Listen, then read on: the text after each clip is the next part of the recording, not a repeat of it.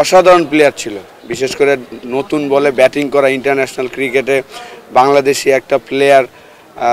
আমরা সবসময় নাম্বার 9-10 র্যাঙ্কিংয়ে ছিলাম, সেই জায়গা থেকে র্যাঙ্কিংয়ে 1-2 নাম্বার টিমের এগেনস্টে নতুন বলে ফেস করাটা বিরাট বড় একটা চ্যালেঞ্জিং ছিল। তো সেই জায়গায় সাকসেসফুল একজন প্লেয়ার ছিলেন।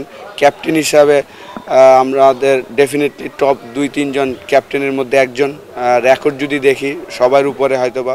1 বছর ধরে 2023 ওয়ার্ল্ড কাপের পর থেকেই তো সে আর আসলে বাংলাদেশ টিমে খেলছেন না।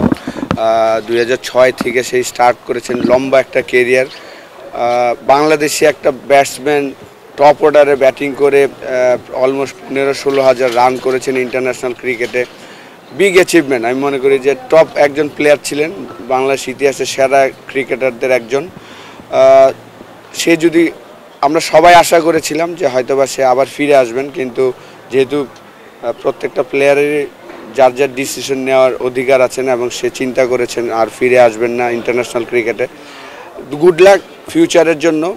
স্টিল আমি মনে করি যে হয়তোবা আরও 2-1টা সিজন আমরা দেখব তাকে আমাদের ডোমেস্টিক ক্রিকেটে খেলবেন।